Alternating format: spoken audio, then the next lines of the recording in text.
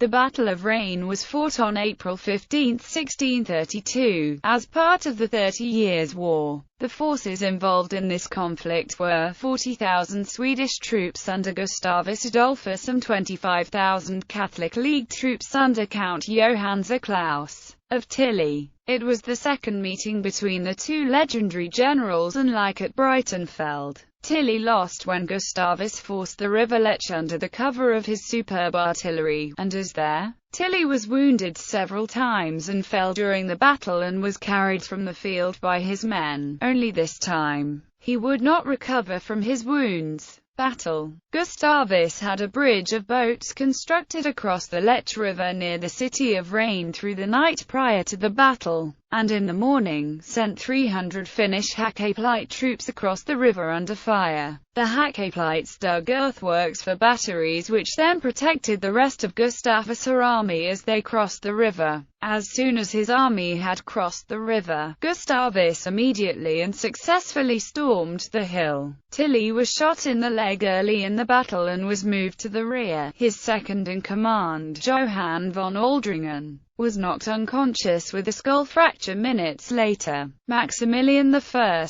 Elector of Bavaria, ordered an immediate retreat to save the now leaderless army, leaving most of the Catholic League's baggage and artillery in the field. The army itself may only have escaped destruction due to a storm and high winds blocking roads in the night that followed. Aftermath. The immediate result of the battle was that Bavaria lay open for occupation by the Swedish army, enabling Gustavus Adolphus to temporarily threaten the Austrian heartland. Tactics. The battle is, however, more interesting from a tactical point of view rather than from its outcome, as the elaborate plan of Gustavus Adolphus to catch the entire imperial army by complex maneuvering was prevented when Tilly was mortally wounded in the battle, resulting in the early retreat of the imperial army. The Swedish battle plan consisted of two major elements. 1. A strong feint attack by a portion of the Swedish infantry with heavy artillery support against Tilly's strongly fortified centre behind the river Lech.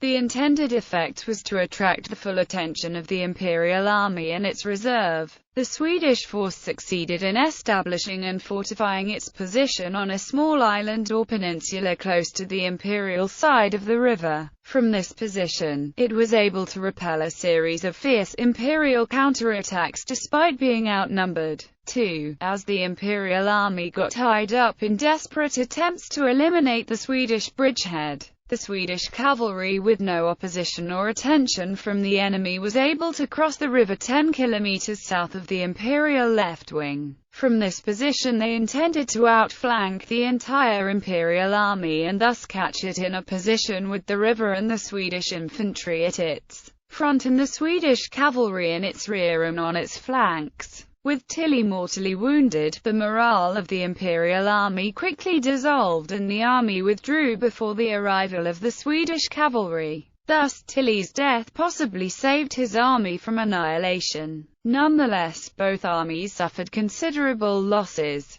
mostly due to frontal attacks and counterattacks against fortified positions with strong natural defenses. The Battle of Lech proves more than the Battle of Breitenfeld the innovation of Gustavus Adolphus' tactical imagination. His daring frontal attack in combination with the deployment of a large part of his army for the flanking movement has similarities with the tactics of John Churchill, Duke of Marlborough at the Blenheim battlefield, or of Frederick the Great at Leuthen. The disciple of Gustavus Adolphus, Johann Bannekerque, also employed a similar battle plan 4 years later in the Battle of Wittstock.